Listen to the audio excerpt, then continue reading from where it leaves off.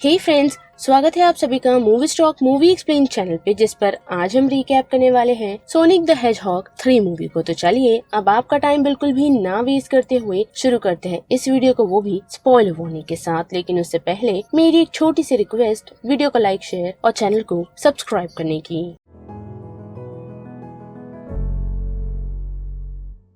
Film की शुरुआत हमें जापान से दिखाई जाती है, जहां हम देख पाते हैं कि वहां एक हेजहॉग को कैप्चर कर रखा गया है जिसका नाम शैडो है। लेकिन इतना ही नहीं, बल्कि शैडो को वहां लगभग 50 सालों से कैद कर रखा गया है। लेकिन इन 50 सालों बाद शैडो को कुछ मेमोरीज आई है जिसमें उसने एक लड़की को देखा है, यानी कि उसके फ्लैशबैक्स की मेमोरीज, जिस कारण वो थोड़ा हिलना शुरू कर जाता है और उस वजह से वहाँ मौजूदा सारे गार्ड्स अलर्ट हो जाते हैं। लेकिन जैसे ही वो लोग शैडो के करीब जाने की कोशिश करते हैं उसे चेक करने के लिए, तो शैडो जिसे एक कंटेनर में सिक्योर कर रखा गया था, वो उस कंटेनर को ब्रेक कर वहाँ मौजूदा सभी गार्ड्स पर हमला कर देता है और मौका देखते ही उस हाई सिक्योरिटी फैसिलिटी से भाग निकलता है और सीधा टोक्यो पहुँच वहाँ पर तबाही शुरू कर देता है। क्योंकि आते ही जैसे ही शैडो को ये पता चलता है कि लगभग 50 सालों से उसे कैद किया गया था, तो वो अपना एंगर होल्ड नहीं कर पाता। वही दूसरी तरफ हम देख पाते हैं कि सोनिक, नकल, टेल्स, टॉम और मैडी के साथ छुट्टियों को एंजॉय कर रहा है। साथ ही सोनिक को अर्थ पर आए हुए पूरे 1 साल हो चुके हैं, जिस वजह से वो सभी पार्टीज कर रहे होते हैं। लेकिन उसी दौरान उन लोगों से मिलने के लिए डायरेक्टर रॉकवेला पहुंचती है, जो गन ऑर्गेनाइजेशन की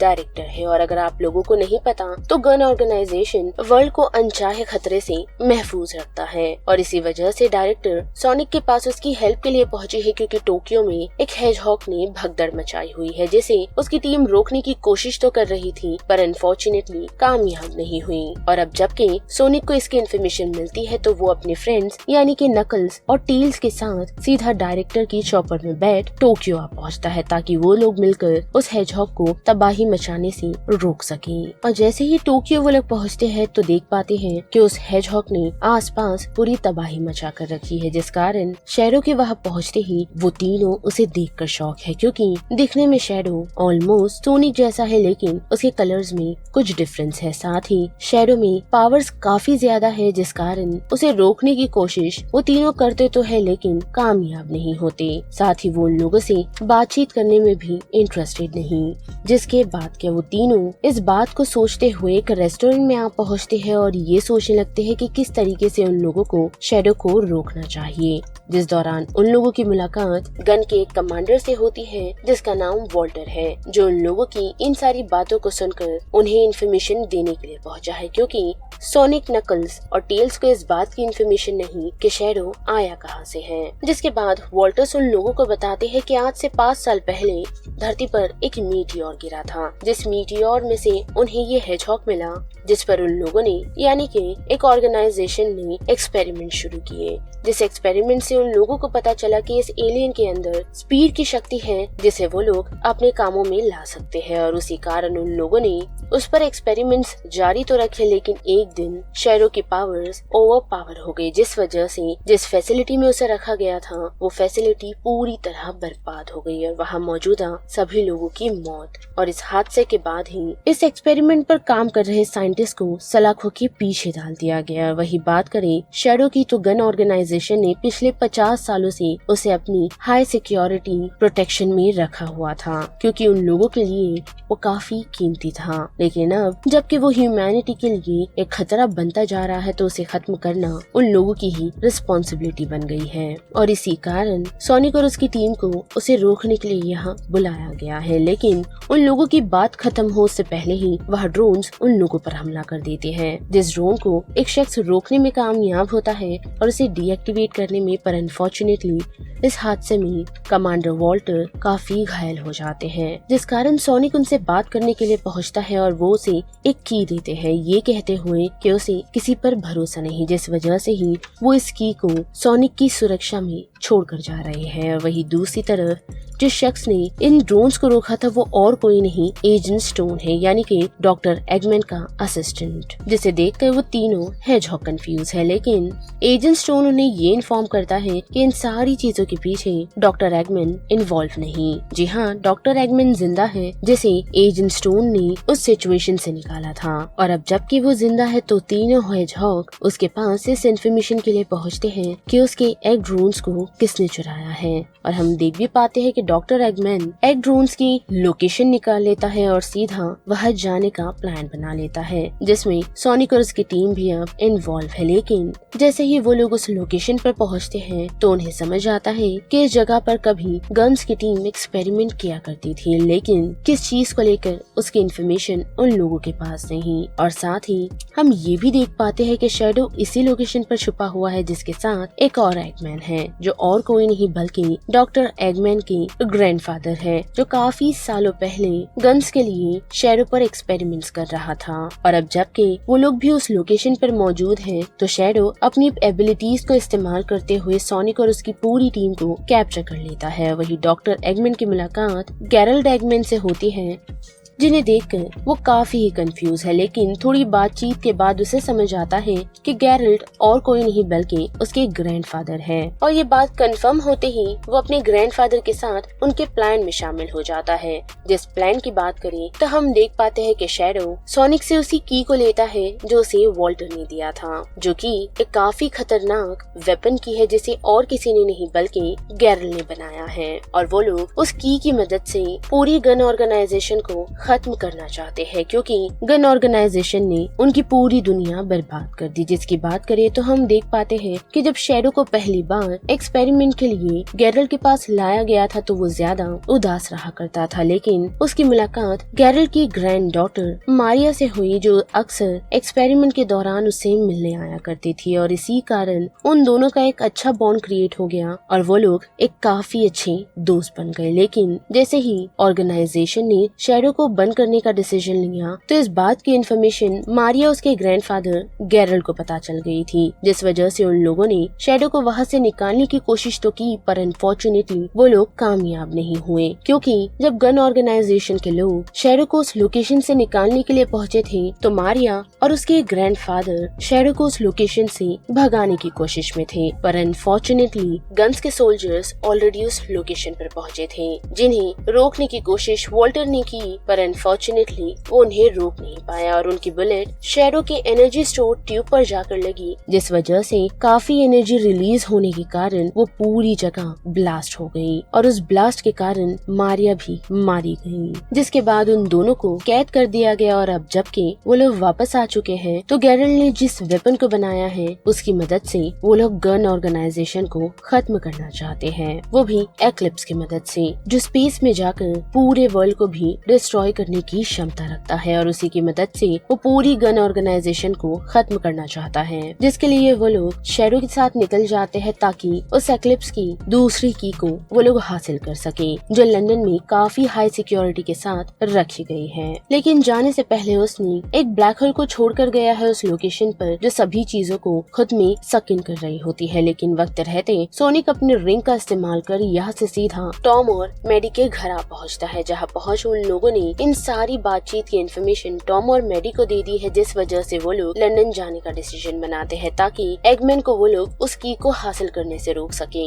लेकिन अंदर काफी सिक्योरिटीज है जिसे ब्रीच करना आसान नहीं होगा। पटेल्स जो अपने चालाकी इस्तेमाल करते हुए टॉम और मैडी को वहाँ का एजेंट बनाकर भेजेगा ताकि वो लोग सिक्योरिटी को आसानी से ब्रीच कर सके, जिसमें वो लोग ऑलमोस्ट कामयाब तो होते हैं। लेकिन लोकेशन पर पहुंच जैसे ही वो लोग पेन ड्राइव को इंसर्ट करते हैं तो उसी के पास में उन्हें एक और पेन ड्राइव इंसर्ट मिलता है, जो और किसी का नहीं बल्कि एगमैन का है, जिस कारण टेल्स जल्द से जल्द उन लोगों की लोकेशन ट्रैक कर लेता है, जिससे उसे समझ आ जाता है कि वॉल्ट में दोनों ही एगमैन मौजूद है। और वक्त रहते वो उन लेजर्स को स्टॉप करने में कामयाब तो होता है, लेकिन जैसे ही सोनिक एगमैन्स के पास पहुँच उस की को हासिल करने ही वाला होता है तो वहाँ डायरेक्टर रॉकवेल पहुँच जाती है, जिसने न सिर्फ टॉम और मैडी को गिरफ्त में ले लिया है बल्कि वहाँ के सेंसर्स को इस्तेमाल कर उसने दोनों एक्समेन्स को लॉक कर दिया है और साथ ही सोनिक को फ्लोट करवा दिया है ताकि वो की खुद हासिल कर सके। पर वो ऐसा ज्यादा टाइम नहीं कर पाती क्योंकि उस लोकेशन पर पहुंचता है नकल्स, जो उन्हें रोकने में कामयाब तो होता है पर पहले क्योर्स खड़ा करते हुए, वो भी उस मशीन को एक्टिवेट करते हुए जो लोगों को जमीन से चिपका देती है और कुछ लोगों को फ्लोट करने पर मजबूर करती है, जिस कारण ऑलमोस्ट टॉम और मैडी पर एक जायंट ब्रिक गिरने ही वाला होता है कि सोनिक उस कंक्रीट को उन लोगों से दूर करने में कामयाब होता है। पर साथ ही उन लोगों को की चाहिए जिसे रोकने के लिए टॉम सीधा डायरेक्टर रॉकवेल के पास कमांडर वॉल्टर का भेस बदल कर पहुँचता है, जो कि उसे मिल तो चुकी है लेकिन अब उसके सामने शैडो खड़ा है, जो उसे कमांडर वॉल्टर समझ हमला कर उस की को हासिल कर लेता है। लेकिन जैसे ही सोनिक उस की को हासिल करने के लिए टॉम के पास पहुंचता है तो नोटिस कर पाता है कि वो अनकॉन्शियस हो चुका है, जिससे सोनिक काफी वरीड हो जाता है और शैडो को ये कहता है कि उसने क्या किया। पर शैडो उसे ठीक तरीके से जवाब न देते हुए वहाँ से एगमेंट्स को लेकर निकल जाता है। पर सोनिक अब काफी चिढ़ चुका है क्योंकि टॉम की हालत ठीक नहीं, जिस वजह से वो नकल्स को मास्टर एमरल्ड के बारे में पूछता है जिसकी लोकेशन सिर्फ उसे ही पता है। लेकिन नकल्स उसे यही कहता है कि फिलहाल वो रेज में है और उसे ऐसा फैसला नहीं करना चाहिए, लेकिन फिर वो खुद ही शांत होकर यही कहता है कि उसे उस पर भरोसा है और एमरल्ड की लोकेशन बता देता है जो और किसी के पास नहीं वेड के पास है, जो उसे खेल के लिए इस्तेमाल कर रहा है। लेकिन सोनिक को 2 सेकंड नहीं लगता उसे उस मास्टर एमरल्ड को हासिल करने के लिए। और वही दूसरी तरफ हम एगमेंट्स को देख पाते हैं जहाँ गैरल्ड अपने इविल प्लान को उन्हें एक्सप्लेन करता है, यही बताते हुए कि इस मशीन की मदद से वो सिर्फ गन्स को खत्म करने वाला नहीं बल्कि पूरी ह्यूमैनिटी को खत्म करने का उसका इरादा है। जो प्लान एगमैन को पसंद नहीं आता और वो गैरल्ड को रुकने के लिए कहता है, लेकिन गैरल्ड अब रुकने वाला नहीं क्योंकि उसके अकॉर्डिंग ह्यूमंस क्रिएशन एक मिस्टेक है और उसे बदला मारिया का भी लेना है तो वो पूरी ह्यूमैनिटी से लेगा, जिसमें एक वक्त के लिए शैडो को भी ऐसा लगता है कि प्लान सही नहीं, लेकिन वो उसे मारिया का वास्ता देकर इस प्लान को एग्जीक्यूट करने पर मजबूर कर देता है, जिसके बाद टाइमर सेट कर दिया जाता है और हम देख पाते हैं कि उसे रोकने की कोशिश एगमैन भी करता है, लेकिन गैरल्ड के सामने वो टिक नहीं पाता, जो उसे स्पेसशिप से नीचे ढकेल देता है। लेकिन उसे बचाते हुए और कोई नहीं बल्कि टेल्स और नकल्स आ पहुँचते हैं। वही दूसरी तरफ हम देख पाते हैं कि सोनिक जो फुल्ली रिवेंज के मूड में है, उसने मास्टर एमरल्ड की पावर का इस्तेमाल कर लिया है और वो शैडो पर अटैक करने के लिए पहुंचता है। लेकिन शैडो अभी भी काफी पावरफुल है और जैसे ही वो सोनिक को एक पंच करता है तो उसके सारे एमरल्ड्स बाहर गिर जाते हैं, जिसे दोनों ही हेजहॉग इस्तेमाल करते हैं और हम देख भी पाते हैं कि उन दोनों की पावर दुगनी हो चुकी है। लेकिन फिर भी सोनिक अपनी रिवेंज के चलते और रेज के चलते शैडो पर भारी पड़ता है और उसे ऑलमोस्ट मारने ही वाला होता है। लेकिन उसी दौरान उसे टॉम की बात याद आती है, जिस वजह से वो शांत हो जाता है और शैडो को छोड़ देता है, जिससे शैडो काफी कंफ्यूज है और उसकी नजर स्टार्स पर पड़ती है जिसे वो अक्सर मारिया के साथ देखा करता था। लेकिन नोटिस कर पाता है कि सूरज उग चुका है जिससे और शाइन क्रिएट हुई है, जो चीज उसे ये एहसास दिलाती है कि जो काम गैरल्ड कर रहा है वो ह्यूमैनिटी के लिए खतरा है, जिस वजह से सोनिक और शैडो टीम अप होकर उस अटैक को रोकने का डिसीजन बना लेते हैं। वही दूसरी तरफ हम देख पाते हैं कि एगमैन ने गैरल्ड को खत्म कर दिया है, वो भी सोनिक के हेयर की मदद से, जिस वजह से वो कोर पावर में चला गया और वो पूरी तरह नष्ट हो चुका है। पर अभी भी काफी बड़ा खतरा अर्थ के लिए मंडरा रहा है, जिस वजह से वो लोग स्टीयरिंग व्हील की तरफ बढ़ते हैं और उसे यानी कि उस अटैक को रोकने की कोशिश करते हैं। अब वही दूसरी तरफ सोनिक और शैडो भी उस बीम को अर्थ तक पहुंचने से रोक रहे हैं जब तक एगमैन, नकल्स और टेल्स उसके अटैक को पूरी तरह ना रोक ले, जिसमें वो लोग कामयाब तो होते हैं लेकिन सोनिक पूरी तरह जख्मी हो चुका है, जिसे बचाने के लिए टेल्स नकल्स की लास्ट रिंग को लेकर उसे बचाने तो पहुंचता है, पर अनफॉर्चुनेटली काफी हवा के प्रेशर के कारण वो बेहोश हो जाता है और वक्त रहते नकल्स उन लोगों के पास पहुँच रिंग्स को इस्तेमाल करते हुए एक सेफ लोकेशन पर लैंड करवाने में कामयाब। और वही दूसरी तरफ एगमैन के पास शैडो पहुँच चुका है, जिसे इस बात की इन्फॉर्मेशन मिली है कि एक्लिप्स ओवर पावर हो चुका है और जल्द ही वो ब्लास्ट हो जाएगा, जिससे अर्थ पर रह रहे लोगों के लिए मुश्किल हो सकती है, यानी कि उनके फार्म्स डिस्ट्रॉय हो सकते हैं और हवा में कुछ खतरनाक पॉइजन मंडरा सकते हैं, जैसे उनकी हेल्थ पर भी इफेक्ट हो सकता है। लेकिन शैडो ऐसा होना नहीं देना चाहता, जिस वजह से वो एगमैन को कुछ समय होल्ड करने के लिए कहता है और उसके लिए टाइम बाय करने के लिए कहता है, जिस वक्त में वो एक्लिप्स को अर्थ से दूर ले जाएगा, जिसमें वो कामयाब भी होता है। वही दूसरी तरफ नकल्स, टेल्स और सोनिक इस बात से काफी उदास हैं कि वर्ल्ड की सेफ्टी के लिए उन लोगों ने खुद का सेक्रीफाइस दे दिया। जिसके बाद हम देख पाते हैं कि टॉम अब काफी फिट है, जहां वो सभी फिर से एक साथ फैमिली जैसे रह रहे हैं। लेकिन एजेंट स्टोन काफी ही उदास है क्योंकि एगमैन नहीं बचा। पर उसी के साथ साथ बात करें पोस्ट क्रेडिट सीन की, तो हमें